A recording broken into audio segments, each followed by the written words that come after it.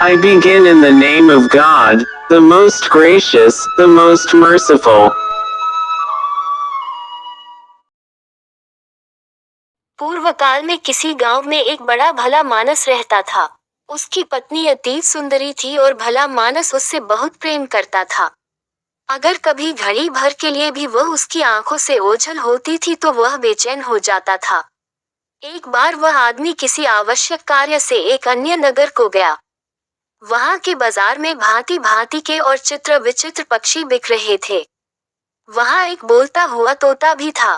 तोते की विशेषता यह थी कि उससे जो भी पूछा जाए उसका उत्तर बिल्कुल मनुष्य की भांति देता था। इसके अलावा उसमें यह भी विशेषता थी कि किसी मनुष्य की अनुपस्थिति में उसके घर पर जो जो घटनाएं घटी होती थी उन्हें भी वह उस मनुष्य के पूछने पर बता देता था। कुछ दिनों बाद उस भद्र पुरुष का विदेश जाना हुआ। जाते समय उसने तोते को अपनी पत्नी के सुपुर्द कर दिया कि इसकी अच्छी तरह देख रेख करना। वह परदेश चला गया और काफी समय बाद लौटा। लौटने पर उसने अकेले में तोते से पूछा कि यहाँ मेरी अनुपस्थिति में क्या क्या हुआ। उसकी अनुपस्थिति में उसकी पत्नी ने खूब मनमानी की थी और शील के बंधन तोड़ दिए थे। तोते ने अपने स्वामी से सारा हाल क्या सुनाया। स्वामी ने अपनी पत्नी को खूब डांटा फटकारा कि तू मेरे पीठ पीछे क्या क्या हरकतें करती है और कैसे कैसे गुल खिलाती है। पत्नी पति से तो कुछ न बोली क्योंकि बातें सच्ची थीं, लेकिन ये सोचने लगी कि यह बातें उसके पति को किसने बताई। पहले उसने सोचा कि शायद किसी सेविका ने ये काम किया है। उसने एक एक सेविका को बुलाकर डांट फटकार कर पूछा किंतु सभी ने कस्में खा खाकर कहा कि हमने तुम्हारे पति से कुछ नहीं कहा है। स्त्री को उनकी बातों का विश्वास हो गया और उसने समझ लिया कि यह कार्रवाई तोते ने की है। उसने तोते से कुछ न कहा क्योंकि तोता इस बात को भी अपने स्वामी को बता देता। किंतु वह इस फिक्र में रहने लगी कि किसी प्रकार तोते को अपने स्वामी के सन्मुख झूठा सिद्ध करे और अपने प्रति उसके अविश्वास और संदेह को दूर करे। कुछ दिन बाद उसका पति एक दिन के लिए फिर गांव से बाहर गया।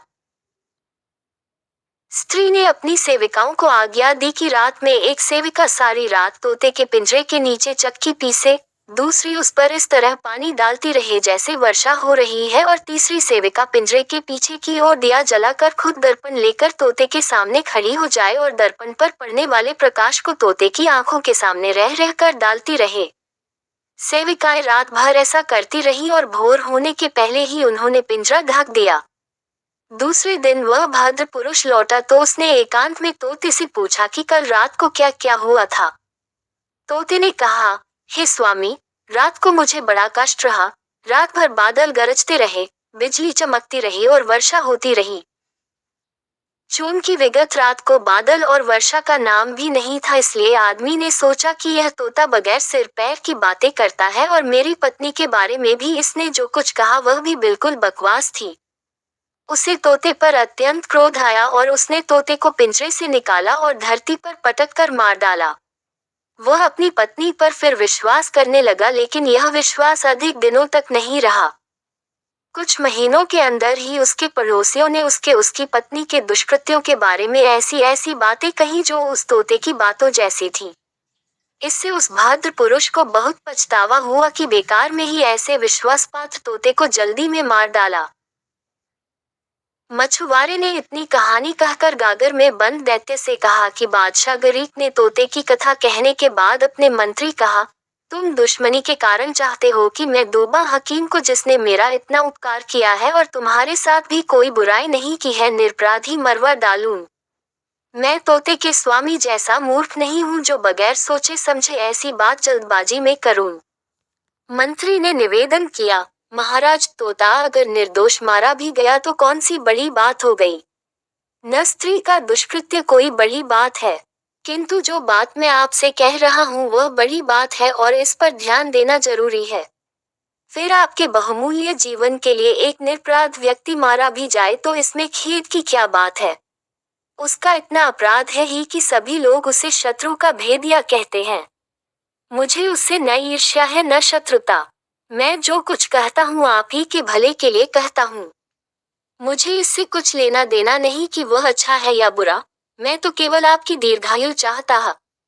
अगर मेरी बात असत्य निकले तो आप मुझे वैसा ही दंड दें जैसा एक राजा ने अपने अमात्य को दिया था। उस अमात्य को अंततः राजाज्ञा से मरना ही पड़ा था। बादशाह ने पूछा, किस राजा ने अमात्य को प्राण दंड दिया और किस बात पर दिया?